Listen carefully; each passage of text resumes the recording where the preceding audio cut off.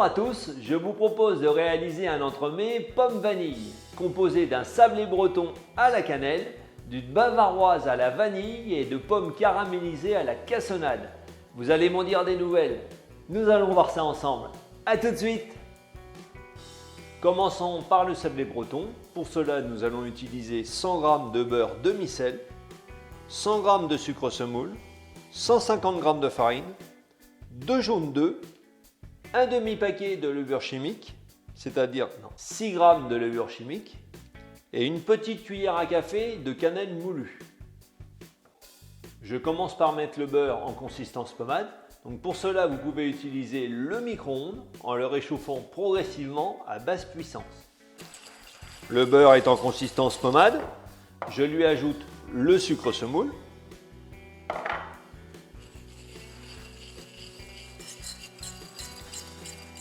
Par-dessus, je tamise la farine, la cannelle et la levure chimique. Et pour finir, j'ajoute les jaunes d'œufs. Maintenant, je mélange l'ensemble de façon à obtenir une pâte homogène. Et je finis le mélange directement sur le plan de travail. Et je mélange jusqu'à obtenir une pâte homogène en me servant de la paume de la main.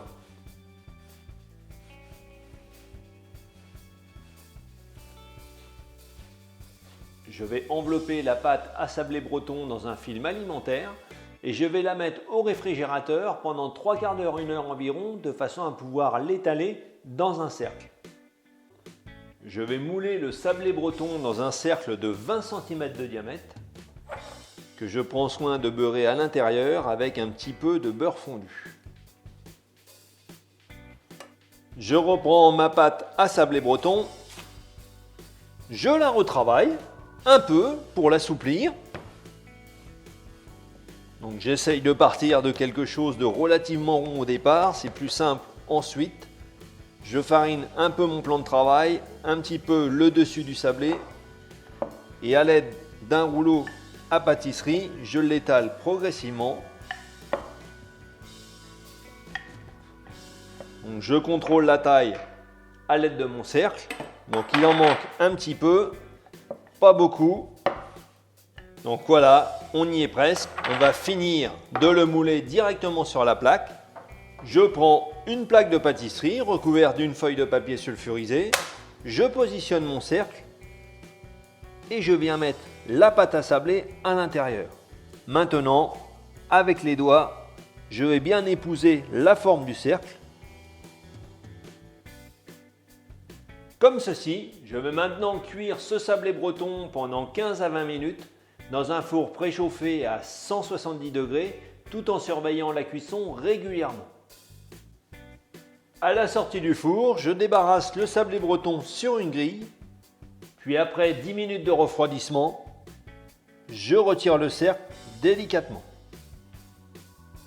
Pour la bavaroise à la vanille, je vais utiliser 20 cl de lait, une gousse de vanille bourbon, 50 g de sucre semoule, 3 jaunes d'œufs, 20 cl de crème liquide entière à 30 % de matière grasse minimum et 3 feuilles de gélatine. Pour commencer, je mets la gélatine à ramollir dans un récipient d'eau froide. Je la mets de côté. Ensuite, je coupe la vanille bourbon en deux dans le sens de la longueur. Je la mets dans le lait que je mets à chauffer. Dans un récipient, je mets les jaunes d'œufs, le sucre semoule et je blanchis l'ensemble à l'aide d'un fouet aussitôt. Donc très important, ne jamais laisser le sucre et le jaune en contact direct sans les mélanger, car le sucre va brûler vos jaunes, c'est-à-dire que vous allez ensuite avoir des petits grains. Lorsque le lait arrive à ébullition, j'arrête le point de chauffe et je laisse infuser la vanille pendant 10 minutes environ. Ensuite, je retire les gousses de vanille, puis à l'aide d'une pointe de couteau, je vais gratter l'intérieur, les petites graines, car en fait, tout l'arôme vanille tient dans ces petites graines. Je refais chauffer le lait quelques instants de façon à ce qu'il revienne à frémissement. Puis je le verse sur les jaunes d'œufs tout en mélangeant. Je transvase dans la casserole et je vais cuire cette crème qui n'est ni plus ni moins qu'une crème anglaise jusqu'à une température de 83 à 84 degrés en me servant d'un petit thermomètre digital. La température de 83 à 84 degrés correspond à la température de coagulation des jaunes. Nous y sommes. Je la retire du feu et aussitôt, je la verse dans un récipient tout en la passant à l'étamine en même temps de façon à stopper la cuisson. Enfin, pour finir, j'ajoute la gélatine que je prends soin d'essorer auparavant. Et je mélange pour qu'elle soit complètement dissoute. Je vais maintenant laisser refroidir cette préparation de base pour la bavaroise vanille à température ambiante pour ensuite pouvoir incorporer la crème fouettée. Pour les pommes caramélisées, je vais utiliser 3 pommes, 30 g de cassonade, 20 g de beurre doux et un demi-jus de citron. Première étape, on va éplucher les pommes de façon à pouvoir les couper en dés.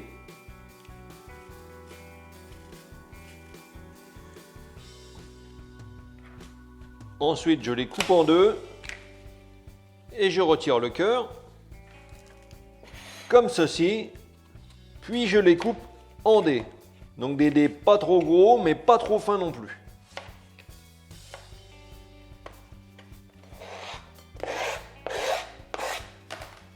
Comme ceci. Ensuite, j'ajoute un demi-jus de citron. Donc ça, c'est pour stopper l'oxydation. Donc je mélange de façon à ce qu'il y ait un petit peu de jus de citron sur toutes les pommes. Dans une poêle ou une sauteuse, je fais fondre le beurre. Et lorsqu'il est fondu, j'ajoute les dés de pommes. Je les remue délicatement. Je vais les laisser fondre pendant 5 bonnes minutes. Puis lorsque les dés de pommes ont commencé à fondre, j'ajoute la cassonade, je mélange et je poursuis la cuisson pour les caraméliser. Donc attention, le but n'est pas d'avoir de la compote, mais d'avoir des dés qui soient toujours bien formés et qui restent toujours légèrement fermes. Voilà, les dés de pommes sont cuits. Je vais maintenant pouvoir stopper la cuisson et les débarrasser sur une assiette le plus à plat possible de façon à les laisser refroidir. Pour terminer la bavaroise vanille, je vais monter la crème en crème fouettée. Donc bien sûr, elle est bien froide, tout comme la cuve et le fouet que j'ai pris soin de mettre au réfrigérateur à l'avance. Donc je commence à petite vitesse et progressivement j'accélère.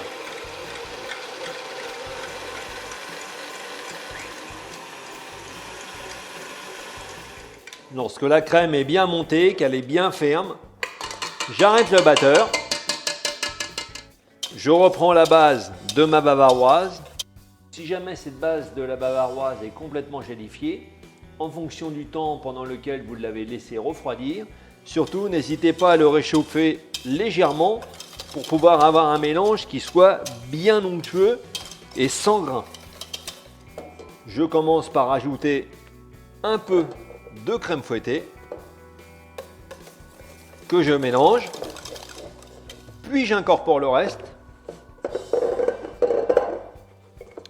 Et cette fois-ci, je mélange délicatement pour bien conserver le volume de la bavaroise.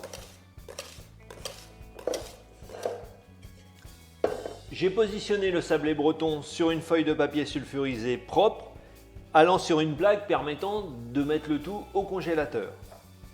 Je repositionne le cercle délicatement, puis je vais mettre une première couche de bavaroise en commençant par les côtés. J'étale le reste au fond. Ensuite, je reprends les dés de pommes complètement refroidis. Puis je mets des pommes partout au milieu en les enfonçant dans la bavaroise.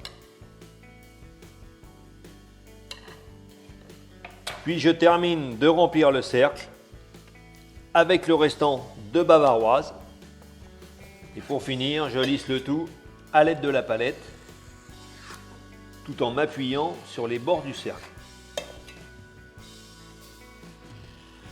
Maintenant, je vais placer cet entremets au congélateur jusqu'à complète congélation, de façon à pouvoir le décercler proprement.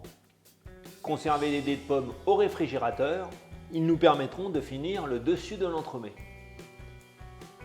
Lorsque l'entremet pomme vanille est complètement congelé, je vais pouvoir retirer le cercle.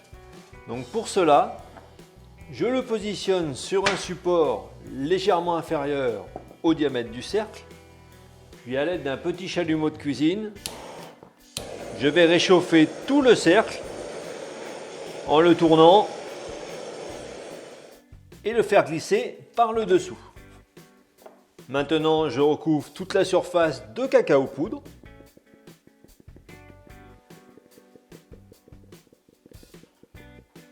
Maintenant, je le place sur un plateau de présentation.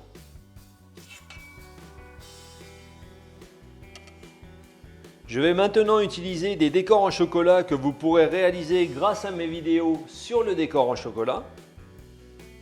Donc là, il s'agit de gouttes d'eau que je vais positionner comme une marguerite.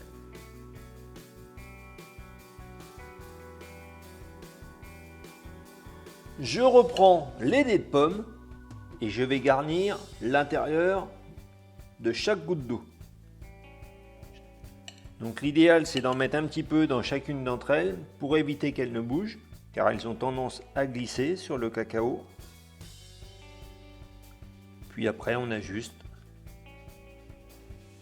Et enfin, je finis avec un rond de décor chocolat.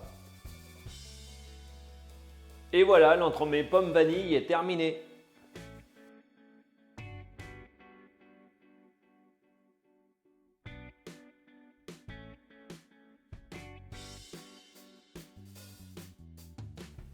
J'espère que cet entremets pomme vanille vous a plu. Alors n'oubliez pas de liker la vidéo et de la partager en famille et entre amis.